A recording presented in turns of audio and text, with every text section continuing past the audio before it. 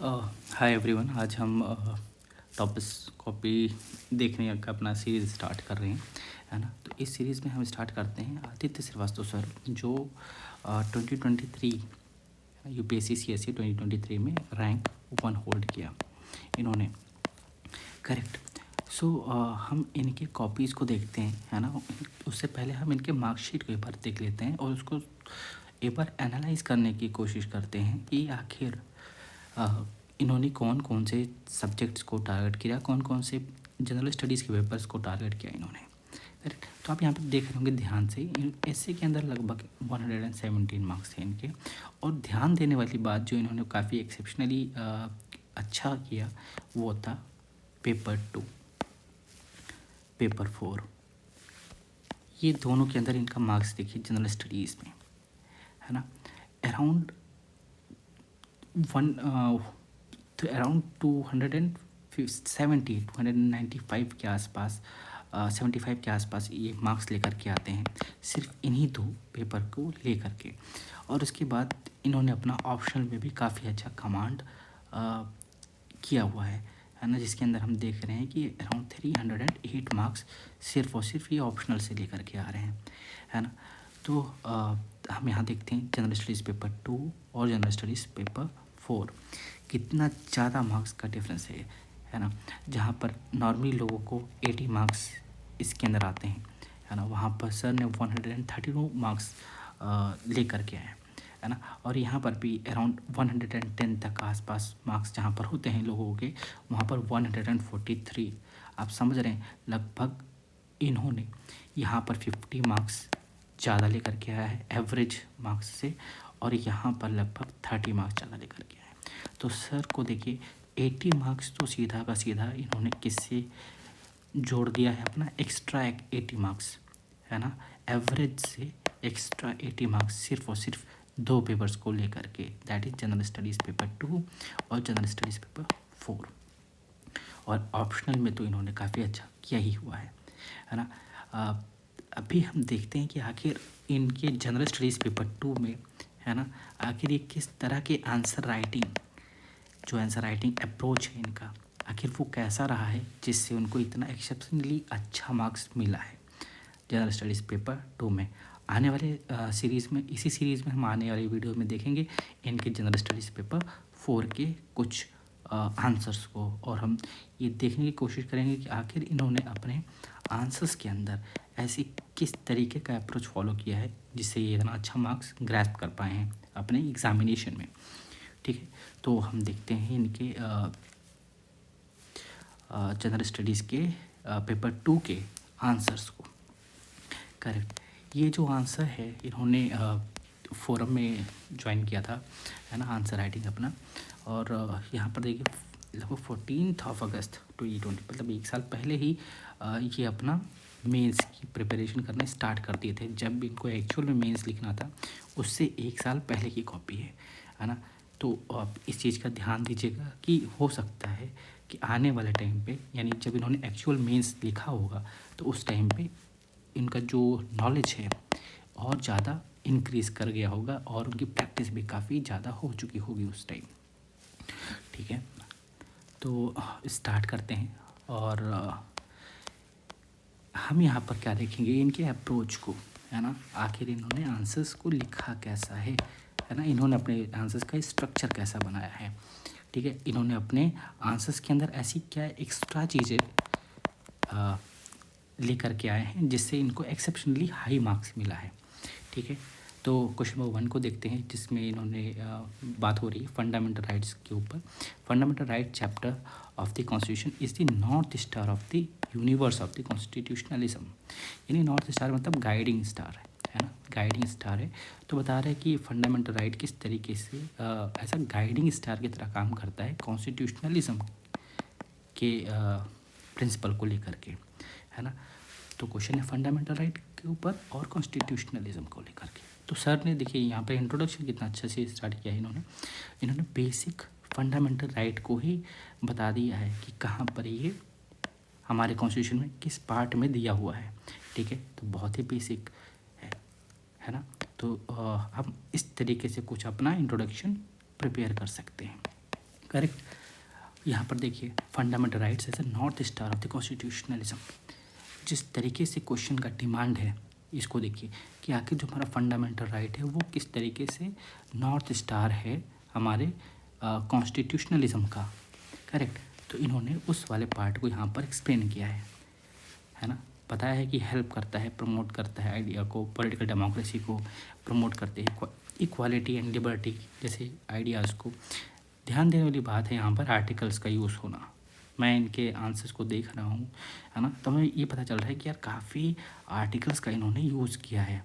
यानी पहला टेक ये है कि भैया आर्टिकल्स आपको याद करने पड़ेंगे, क्योंकि बिना आर्टिकल्स के आप जनरल स्टडीज़ के पेपर को, जनरल स्टडीज़ पेपर खासकर 2 को, है ना, आप बहुत ही ज़्यादा जनरल लिखेंगे और वो एवरेज मार्क्स फेच करेगा या फिर उससे कम।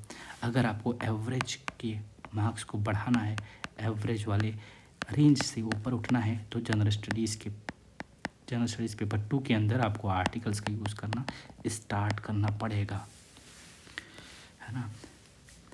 और एक बात और, यहाँ पर देखिए किस तरीके से इन्होंने अंडरलाइन किया हुआ है मेन कीवर्ड्स को, है ना, जो ड्यू प्रोसेस ऑफ लॉज है ना, सोशल हार्मनी को लेकर के इनके वर्ड्स को देखिए ध्यान से, किस तरीके से इन्होंने यूज़ किया है वर्ड्स, लिबर्टी, इक्वालिटी, है ना, ये कीवर्ड्स हैं, है ना, कीवर्ड्स हैं। ये कीवर्ड्स का भी बहुत बड़ा रोल है आपके मार्क्स फैक्च करने में, है ना। यहाँ पर देखिए आप कोई भी स्टेटमेंट दे रहे हैं तो उसको एग्जाम्पल के साथ सब्सटेंशिएट करिए, है ना। सबरीमाला केस बहुत ज़्यादा पूरा एक्सप्लेन नहीं किया है, कि आखिर इस केस के अंदर क्या था, ठीक है, जस्ट इसको हाईलाइट कर दिया गया है। नाउ सेकेंड, यहाँ पर देखिए फिर से जो हेडिंग है fundamental rights not guiding constitutionalism. अच्छा, यहाँ पर जो भी क्वेश्चन का डिमांड था, है ना, सर ने उसको ब्रेक कर दिया है कि आखिर एक बेसिक सा इंट्रोडक्शन दिया है ना, बहुत ज़्यादा फैंसी नहीं है, बिल्कुल नॉर्मल सा है। किस तरीके से वो कॉन्स्टिट्यूशनलिज्म के लिए नॉर्थ स्टार की तरह गाइड कर रहा है, रोल प्ले कर रहा है, और किस तरीके से ये नॉर्थ स्टार की तरह नहीं बिहेव कर रहा है, यानी गाइड नहीं कर रहा है कॉन्स्टिट्यूशनलिज्म को, है ना। तो जैसे ये सैक्रोसेंट नहीं है, केशवानंदा भारती केस के अंदर बताया है ना, यानी आप जो भी चीज़, है ना, बोल रहे हैं, है ना, जो भी आप पॉइंटर्स दे रहे हैं, आप उसको सब्सटेंशिएट करिए। वो सब्सटेंशिएशन किसी चीज़ को लेकर भी हो सकता है आप इसको आर्टिकल्स का यूज़ करके आप इसको सब्सटेंशिएट कर सकते हैं, या फिर कोई केस लॉस को यूज़ करके आप कर सकते हैं, है ना। यहाँ पर देखिए एग्जाम्पल्स, है ना, आर्टिकल्स, एग्जाम्पल्स, केस लॉस, इस पॉइंट में भी एग्जाम्पल, इस पॉइंट में भी आर्टिकल। जेंडर इक्वालिटी, कीवर्ड्स को देखिए, डायरेक्टिव प्रिंसिपल्स, है ना। Despite this fundamental rights are the hallmark of the personal liberty and must be upheld for the spirit of constitutionalism। यानी सबसे मेन अप्रोच क्या है, क्वेश्चन को ध्यान से पढ़ना, उसके पार्ट्स को समझना, उसके डिमांड्स को समझना, और डिमांड्स के जितने हम डायमेंशंस हम बना सकते हैं, है ना। यहाँ पर देखिए डायमेंशन को, दोनों डायमेंशन को पढ़ा गया है कि किस तरीके से वो गाइडिंग स्टार है फंडामेंटल राइट, और किस तरीके से गाइडिंग स्टार नहीं है फंड, है ना। तो दोनों डायमेंशन को इन्होंने कवर किया है, यानी जो एक्सप्लिसिट डिमांड है उसको भी टैकल किया है इन्होंने, और दूसरा है जो इम्प्लिसिट डिमांड है, इम्प्लिसिट डिमांड, तो दोनों को इन्होंने काफ़ी अच्छे से बैलेंस किया है इस आंसर में। ये चीज़ आप इनके कॉपी में बहुत अच्छे से देखेंगे। क्वेश्चन नंबर 2 को देखते हैं। Just because a person is offended by someone's speech और वर्ड्स, है ना, it does not mean that an offense has been committed. In this context, discuss the issues surrounding the use of section 295A and 153A. So 295A and 153A basically ये है hate speech को लेकर के, है ना। सो ये religious hate speech को के रोकने के लिए है, और ये जो है एनिमिटी बिटवीन द ग्रुप्स के लिए है, 153A ऑफ IPC, है ना। सिंपल सा क्वेश्चन है। सो यहाँ पर इनको देखिए किस तरीके से इन्होंने इंट्रोडक्शन दिया है ना। इंट्रोडक्शन यहाँ पर देखिए कि hate speech has been a prominent issue in recent time as seen with case of prophet blasphemy, है ना। तो इस वाले क्वेश्चन के अंदर इन्होंने क्या यूज़ किया है, रीसेंट, है ना, जो रीसेंट इश्यूज़ हैं या फिर जो रीसेंट न्यूज़ है ना, उसको किस तरीके से लिंक किया है इन्होंने अपने आंसर के अंदर। तो सबसे पहले इश्यूज़ क्या है ना, इन्होंने बता दिया हेट स्पीच को लेकर के, है ना। कोई क्लियरली डिफाइंड नहीं है एंड कहीं पर भी, है ना, और इसका मिसयूज़ काफ़ी ज़्यादा है ना।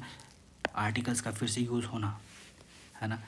सेक्शंस 295A पूछा गया है, तो 295A और सेक्शन 153A को एक्सप्लिसिटली मेंशन करना, ताकि एग्जामिनर को लगे कि जो मैंने पूछा है, जो डिमांड है क्वेश्चन का, वो ए स्टूडेंट ने फुलफ़िल किया है ना। एग्जांपल्स देखिए, है ना, कितना हर एक अपने पॉइंट्स को कितने अच्छे से समझाया हुआ है। वो सिर्फ ऐसे ही उन्होंने पॉइंट्स नहीं दे दिया है, जो भी पॉइंट दिया है उसको सब्सटेंशिएट करने के लिए उन्होंने एग्जांपल भी दिया है।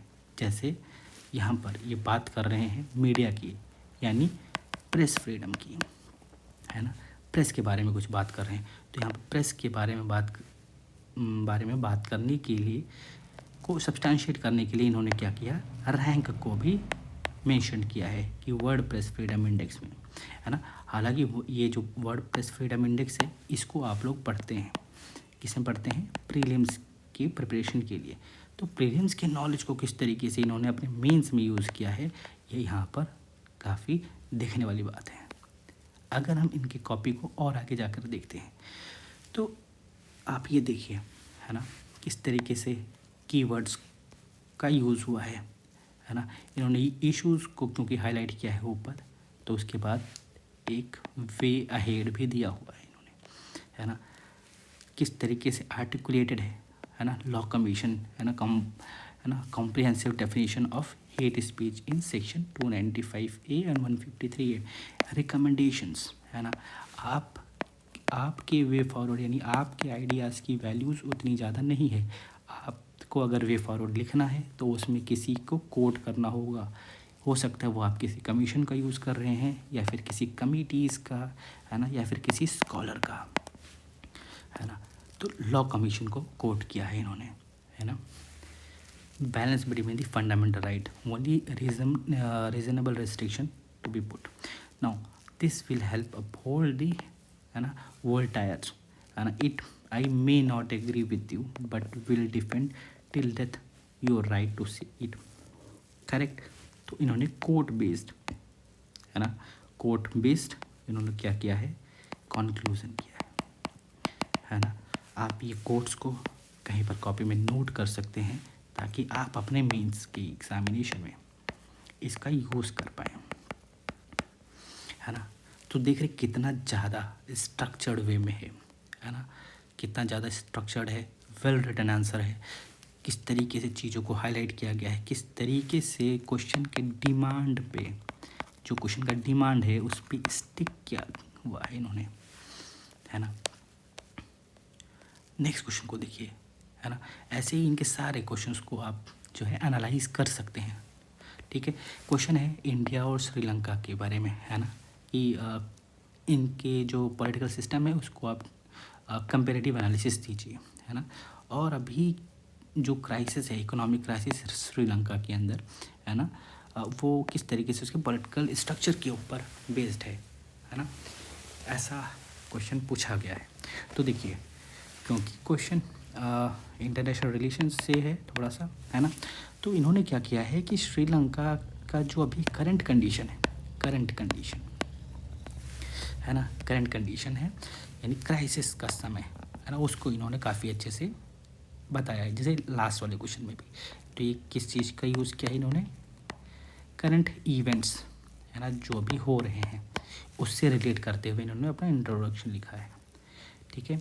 तो वही सेम किस तरीके से वो पॉलिटिकल स्ट्रक्चर की वजह से जो क्राइसिस हैं श्रीलंका के अंदर उसको बताया है, उसके फॉर में और फिर उसके अगेंस्ट में, यानी दोनों पार्ट, है ना।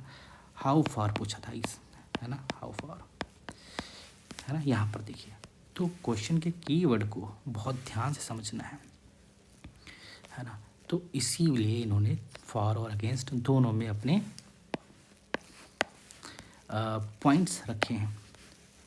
थर्ड अगर आप देख रहे हैं यहाँ पे, तो क्या पूछा था कि इंडियन सिस्टम और श्रीलंकन सिस्टम के बीच में कंपैरेटिव एनालिसिस ना, तो उसको भी एक छोटे से पार्ट में इन्होंने दिया हुआ है कि वहाँ पर इंडिया के अंदर किस तरीके से पार्लियामेंट्री मॉडल है ना, श्रीलंका के अंदर किस तरीके से प्रेसिडेंशियल मॉडल है। यहाँ पर मिनिस्टर्स जो है अपॉइंट होते हैं by the advice of the prime minister, और यहाँ पर प्रेसिडेंट के डिस्क्रिप्शन से। इंडिया के अंदर हम first past the post system use करते हैं और श्रीलंका के अंदर प्रोपोर्शनल रिप्रेजेंटेशन है। यहाँ पर बाई कैमरल लेजिस्लेचर है और वहाँ पर यूनिकैमरल लेजिस्लेचर है, ठीक है। तो यहाँ पर इन्होंने क्या किया है, पूरी कोशिश किया है कि कितना हम बैलेंस अप्रोच लेकर के रख चलें, यानी जो भी क्वेश्चन में बोला गया है उसको पूरा का पूरा एग्री भी नहीं किया है और ना ही उसको पूरा का पूरा डिसएग्री किया है ना।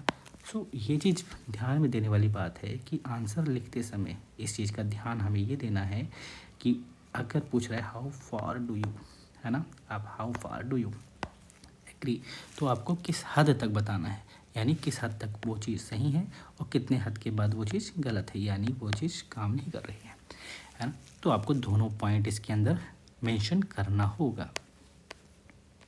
ना क्वेश्चन नंबर 4 को अगर हम देखें तो यहाँ पर सिविल सोसाइटी के ऊपर क्वेश्चन है ना।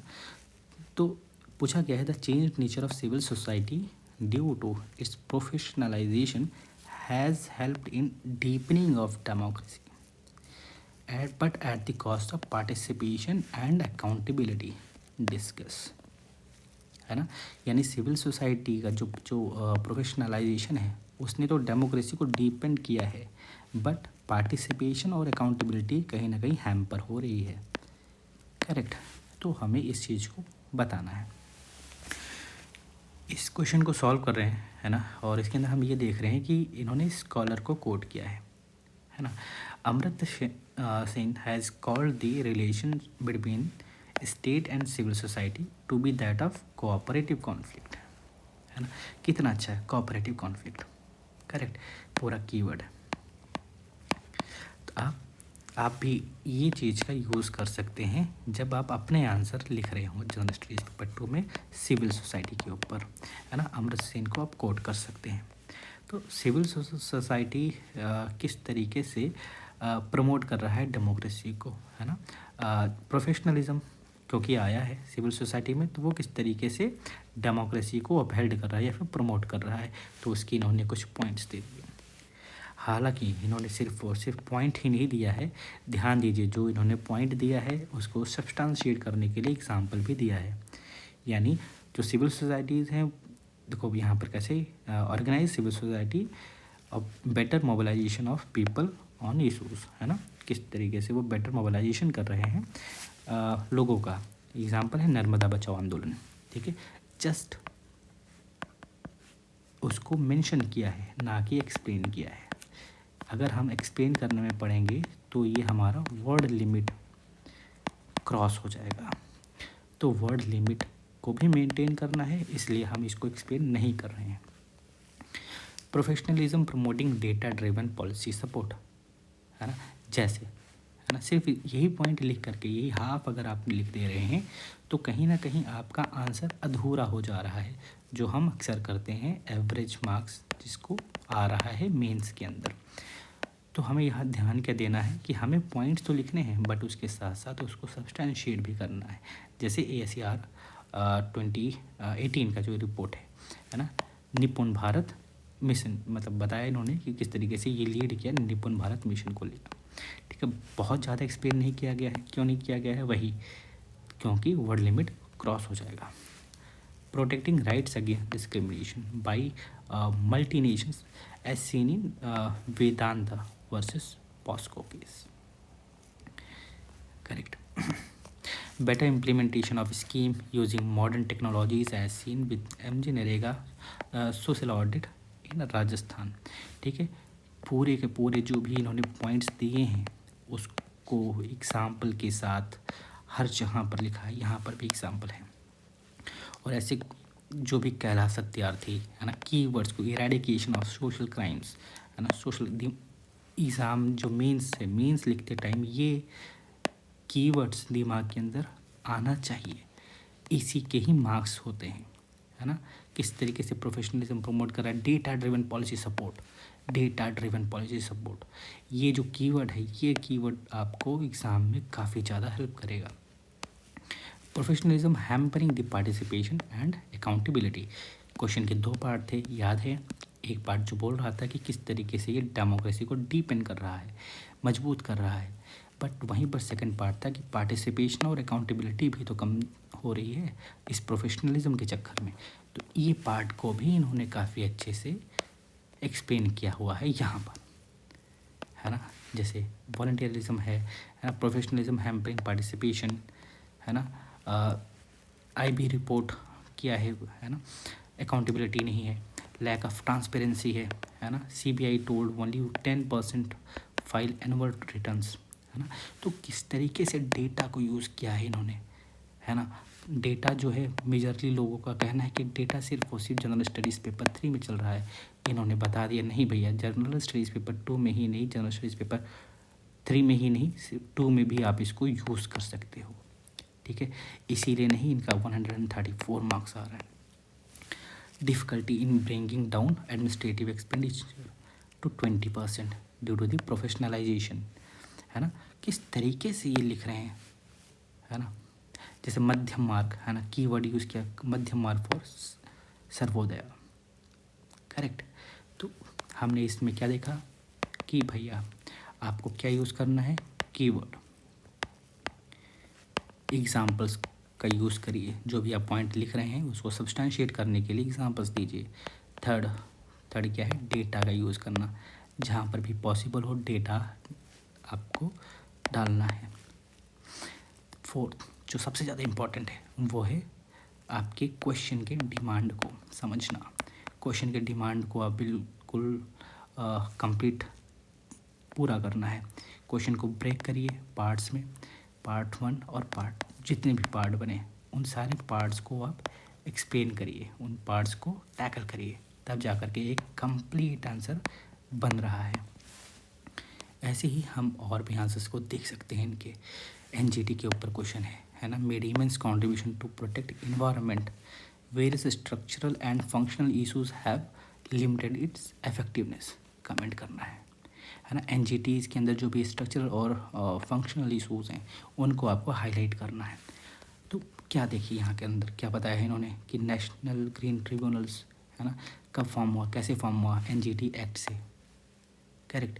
तो इंट्रोडक्शन बहुत सिंपल इंट्रोडक्शन है, ना कोई फैशनेबल इंट्रोडक्शन नहीं है, जस्ट एक बेसिक NGT एक्ट 2008 से आया है and since then they played है ना, इनका क्या रोल है इन्वायरमेंटलिज्म को अपहोल्ड करने के लिए, है ना। कीवर्ड का यूज़ किया है इन्होंने, है ना। कंट्रीब्यूशन है, किस तरीके से ये मतलब इन्वायरमेंटलिज्म को किस तरीके से सपोर्ट कर रहा है, ठीक है। Holding governments accountable as in Delhi pollution case, upholding right to life, correct. तो कंट्रीब्यूशन बताया इन्होंने NGT का, है ना। Protecting wild life in spirit of article 48A, articles को देखिए, है ना, यहाँ पर भी आर्टिकल्स, यहाँ पर भी articles, correct. Delhi pollution case, है ना। Emergency issues electric pole to protect great Indian bustard, है ना। पढ़ते हैं हम लोग इस सब चीज़ों को प्रीलिम्स में के लिए, है ना, प्रीलिम्स के लिए हम पढ़ते हैं इसको, जस्ट इसको मेंशन करना है एग्ज़ाम में। ये कब आएगा, जब हम खुद प्रैक्टिस कर रहे होते हैं इसको, तब जा कर के ये एग्ज़ाम में रिफ्लेक्ट करता है ना। क्लीन केस यहाँ पर क्लीनिंग प्लान, गंग क्लीनिंग प्लान। नाउ इशूज़ को भी बताया इन्होंने कि NGT के अंदर क्या इशूज़ है। Less number of members, never functional as full capacity of 10+10, invoking deadlines, है ना, लैक ऑफ एक्सपर्टीज़, एग्जाम्पल्स दिया है इन्होंने। एयरपोर्ट केस, है ना। Need of the hour is to reform NGT, क्योंकि इशू बेस्ड क्वेश्चन है, तो उसके लिए इन्होंने क्या किया है, जो कॉन्क्लूज़न है, कॉन्क्लूज़न को किस में हम बनाए हैं, हम फॉरवर्ड लुकिंग कॉन्क्लूज़न दे रहे हैं, यानी सोल्यूशन ओरिएंटेड। करेक्ट, इस चीज़ को आप ध्यान में रखिए जब भी क्वेश्चन के अंदर आप इश्यूज़ को डिस्कस कर रहे हैं, है ना। तो सोल्यूशन देने के बाद, है ना, इस तो इश्यूज़ को डिस्कस करने के बाद हमेशा आपको क्या देना है, सोल्यूशन देना है। अगर 10 मार्क का क्वेश्चन है तो आप डायरेक्टली सोल्यूशन अगर नहीं दे पाते हैं तो आप किस में देंगे, कंक्लूज़न में ही सोल्यूशन ओरिएंटेड आपका कंक्लूज़न होना चाहिए। ठीक है, यहाँ पर हमें ये देखने को मिला। ठीक है, तो ऐसे करके हम हर एक क्वेश्चन का देख सकते हैं, है ना। रिसेंट हरियाणा बिल, है ना, कोई भी क्वेश्चन है उसके अंदर क्या किया है इन्होंने, फिर से रिसेंट एक्टिविटीज़ को, यानी रिसेंट न्यूज़ को, जो भी चल रहा है वो किस तरीके से न्यूज़ में है ना, इसको इन्होंने बताया हुआ है। 75% करेक्ट डेटा का यूज़, फिर से भाई जो भी आप डेटा कहीं पर भी पढ़ रहे हैं, कुछ भी डेटा पढ़ रहे हैं, उसको कहीं नोट कर लीजिए ताकि आप एग्जामिनेशन में उसको यूज़ कर पाएँ। करेक्ट, सक्सेस, है ना, पॉलिसी, है ना, पंचायती राज इंस्टीट्यूशंस, आर्टिकल्स का यूज़ होना, weaker section, however it has not been all successful due to, है ना, इशूज़ को भी डिस्कस किया है बहुत ही बैलेंस्ड अप्रोच से। सोशल एम्पावरमेंट लीड टू सरपंचपति, 90% ऑफ जॉब, है ना, by 27 caste in OBCs, pressure groups developing for perpetuation, है ना, no more temporary need of the R, ठीक है, no more temporary, now need of the hour is to de reserve by social mapping, है ना। किस तरीके से इन्होंने पूरा बताया हुआ है, सोल्यूशन ओरिएंटेड है पूरा, क्योंकि आपने इशू पर डिस्कस किया है तो नीचे क्या दे रहे हैं आप, सोल्यूशन ओरिएंटेड आपका कंक्लूजन है। ठीक है, तो इनके कोई भी क्वेश्चन देख लीजिए आप, है ना। यहाँ पर person with disability make up to 2.2% data भरा हुआ है इनके आंसर के अंदर। रीसेंट ट्रेंड्स को आप यहाँ पर बता रहे हैं। फैक्टर्स अफेक्टिंग फुल पार्टिसिपेशन, कौन कौन से फैक्टर्स हैं, है ना, डेटा, है ना, पूरा डेटा है। ठीक है, रिपोर्ट्स को कोट करना, यानी आपके अकेले पॉइंट्स का जो आपका व्यू पॉइंट है, आपका जो व्यूज़ है आंसर के अंदर, उतनी वो वैल्यूएबल नहीं है जब तक आप उसको सब्सटेंशिएट नहीं कर रहे हो किसी डेटा से, है ना। तो डेटा डालना बहुत ज़्यादा इम्पॉर्टेंट है, या फिर उसके एग्जांपल्स डालना बहुत ज़्यादा इम्पॉर्टेंट है। ठीक है, way ahead for empowerment and inclusivity, है ना, इंक्लूजन, अकाउंटेबिलिटी, है ना, PWD एक्ट 2016 आर्टिकल 80, है ना। तो देखिए किस तरीके से कीवर्ड्स को यूज़ किया है ना, strategy, goals, this will help in achieving the constitutional goals of article 41 and 46। ठीक है, क्या देख रहे हैं आप, कीवर्ड्स, आर्टिकल्स, डेटा, ऐसे ही इनके आप पूरे कॉपी को यहाँ पर देख सकते हैं, है ना। आने वाले टाइम पे हम सॉल्व करने वाले हैं, इन क्वेश्चंस को, है ना। और हम हर एक टॉपिक वाइज जो भी टॉपर्स हैं, है ना, टॉपर्स की कॉपीज़ को देखेंगे और एक एक क्वेश्चंस जो उन्होंने लिखा हुआ है, जो उन्होंने डेटा लिखा हुआ है, या फिर जो इंट्रोडक्शन लिखा हुआ है, हम उसको बहुत ध्यान से पढ़ेंगे। एक एक लाइन को लाइन बाय लाइन पढ़ेंगे, है ना, आने वाले वीडियोस के अंदर। तो अभी के लिए हम सिर्फ ओवरव्यू ले लेते हैं कि आखिर ये है क्या, इनके कॉपीज़ में आखिर ये टॉपर्स क्या कर देते हैं ऐसा जो इनको मार्क्स इतना अच्छा मिलता है, और हम कहीं फंस जाते हैं 80 to 90 में की रेंज में। करेक्ट, तो ये जो 90 से लेकर के +40 का जो गैप है वो कैसे फिल होगा, ऐसे ही फिल होगा, ऐसे ही कुछ हमें भी करना होगा। करेक्ट, डेटा 50%, है ना, रीजन किस तरीके से स्ट्रक्चर किया गया है, इनके क्वेश्चन के स्ट्रक्चर को देखेंगे, जो है ना, इन्होंने जो आंसर किया उसका स्ट्रक्चर कितना नीट एंड क्लीन है। ठीक है, एक एक हेडिंग आप डिफ्रेंशिएट कर सकते हैं। एक पॉइंट यहाँ पर कंप्लीट हुआ तो दूसरा हेडिंग यहाँ पे स्टार्ट हो गया।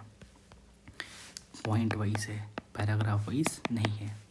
पॉइंट वाइज अगर आप लिखते हैं तो आपको टाइमली पेपर फिनिश हो जाता है और आप वर्ड लिमिट को क्रॉस भी नहीं करते हैं, ठीक है ना। तो चाइना's interest in Russia is not only that of strategic partner but also for being a strategic diversion for the West, है ना। तो recent defence of Russia's action in Ukraine by China highlighted, तो वो रीसेंट एग्ज़ाम है ना, जो recent trend है ना, रीसेंट ट्रेंड आप बिल्कुल उसको पेपर के अंदर यूज़ करें, है ना। जब भी कोई नेशन न्यूज़ आर्टिकल ऐसे पढ़ें तो आप थोड़ा दिमाग में हिट होना चाहिए कि अच्छा ये वाला टॉपिक है, चाइना के ऊपर कुछ है, चाइना या फिर रशिया के ऊपर, ठीक है। तो ये किस तरीके से मैं अपनी जनरल स्टडीज़ पेपर में उसको एज ए इंट्रोडक्शन में हम लिख सकते हैं, करेक्ट है ना। देखो S4 है ना, सारे के सारे एग्जाम्पल्स हैं, ठीक है। Russia also has large reserve, तो आप सारा का सारा यहाँ पर क्या कर रहे हो, स्ट्रेटजी डाइवर्जन है ना फॉर वेस्ट, जो जिस तरीके से क्वेश्चन में पूछा गया है पार्ट बाय पार्ट उसी तरीके से इन्होंने हेडिंग भी बनाया है, करेक्ट। यहाँ पर देखिए चाइना का इंटरेस्ट जो रशिया के अंदर है वो है इस not only that of strategic partner but also that of strategic diversion for the west, यानी एज अ पार्टनर भी बताना है और as a strategic diversion for the west भी बताना है ना। तो यहाँ पर देखिए as a Russia as a strategic partner, correct, और Russia as a strategic partner and Russia as a strategic diversion for west, तो दोनों को यहाँ पर बताया गया है, ठीक है। यहाँ पर कंक्लूजन भी है, thus we see Russia being used by China as a double edged sword, ठीक है। तो किस तरीके से है ना, किस तरीके से यहाँ पर क्वेश्चंस को लिखा गया है ना। इंडियन डायस्पोरा के ऊपर क्वेश्चन था, plays a crucial role in India as well as foreign polity. In 2020 India had 6 million OCI holders, है ना। फैक्ट डेटा डाल दिया अपने चीज़ों को प्रूफ करने के लिए, बेहतरीन इंट्रोडक्शन बना देते हैं इसको। रोल है क्या है डायस्पोरा का, है ना। डायस्पोरा का रोल भी इन्होंने बाइफर्केट किया है, इकोनॉमी ऑफ वेस्ट एशिया, है ना। इस जो डायस्पोरा का रोल क्या है इकोनॉमी ऑफ वेस्ट एशिया में, है ना, और इकोनॉमी ऑफ अफ्रीका में, ठीक है। तो किस तरीके से ये स्ट्रक्चर किया गया है मैं यही दिखाना चाहता हूँ आपको। Steps to rectify, correct. तो हर एक चीज़ जो भी इनके पूरे क्वेश्चन को आप देखेंगे, डेटा है ना, क्रिमिनलाइजेशन के ऊपर डेटा है ना, ओपेक फंडिंग 8 बिलियन है ना स्पेंट इन 2019 इलेक्शन, करेक्ट। किस तरीके से हर एक पॉइंट को जो भी क्वेश्चन के अंदर पूछा गया है उसके एक एक पॉइंट के ऊपर इन्होंने बात किया है। इलेक्टोरल रिफॉर्म के ऊपर क्वेश्चन है, इंट्रोडक्शन में बता दिया कि इलेक्टोरल रिफॉर्म ज़रूरत क्यों है, करेक्ट। रिमोट वोटिंग और regulation of registered unrecognised political parties पे बात करना था, तो रिमोट वोटिंग की पे अलग हेडिंग है यहाँ पे, और एक रेगुलेशन ऑफ रजिस्टर्ड पे अलग है, करेक्ट। देखिए है ना, आर्टिकल्स का यूज़ होना, है ना, judicial accountability and independence are mutually reinforcing, है ना, क्या आप एग्री करते हैं, है ना। तो इसके ऊपर भी है ना, जुडिशियल अकाउंटेबिलिटी के ऊपर है ना, किस तरीके से इंट्रोडक्शन है, is a sine qua non for democratic polity and independence of judiciary is a basic structure of constitution. हम हमेशा जब भी हम पॉलिटी स्टार्ट करते हैं तो ये कीवर्ड हमेशा ही पढ़ते हैं, हमें इसे यूज़ भी करना है अपने आंसर्स में, ठीक है।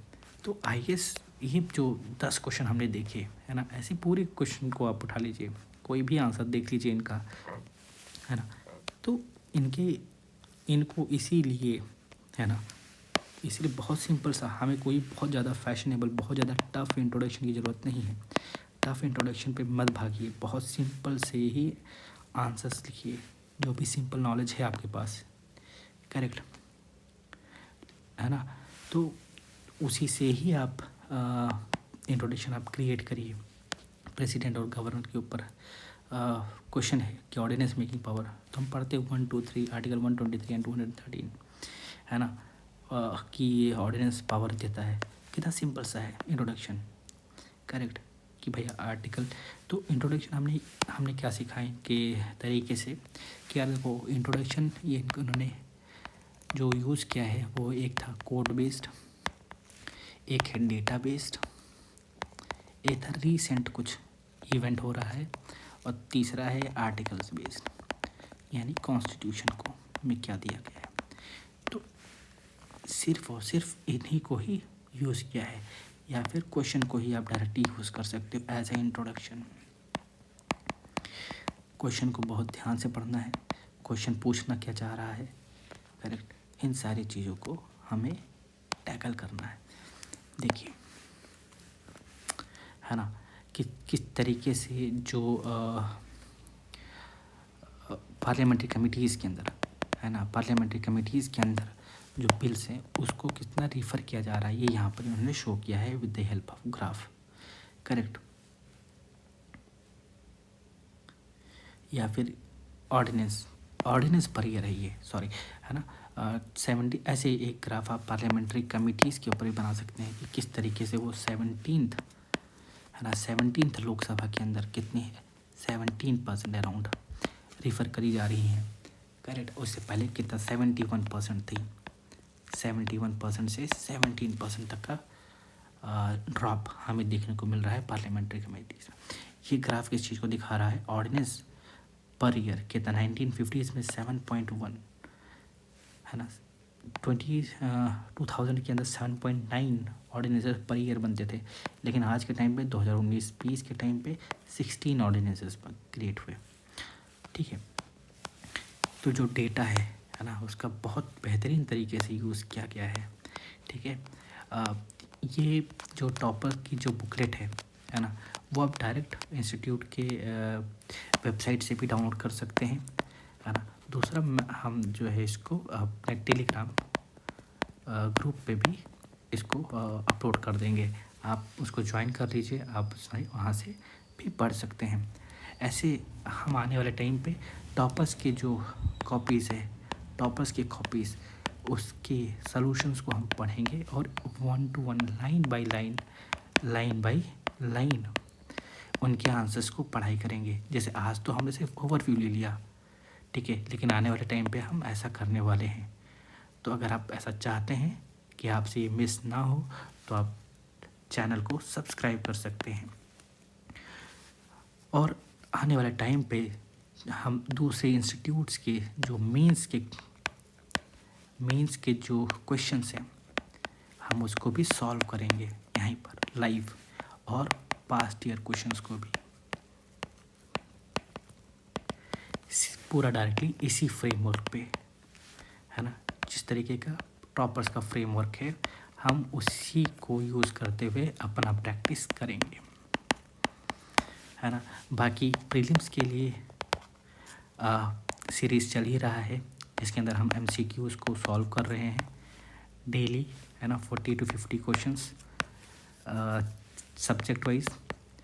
तो उसको भी आप रिफ़र कर सकते हैं अपने प्रीलिम्स एग्ज़ामिनेशन के लिए, ठीक है। अभी के लिए बस इतना ही, है ना। आने वाले टाइम पे फिर से हम मिलेंगे। सेकंड, हम आदित्य सर का ही जनरल स्टडीज़ पेपर 4 का भी कॉपी देखेंगे, है ना, क्योंकि इनका GS पेपर 4 में भी काफ़ी अच्छा स्कोर था, करेक्ट, अराउंड 140, करेक्ट। तो हम वो भी देखने वाले हैं, है ना। तब तक के लिए बाय बाय, और पढ़ते रहिए, आगे बढ़ते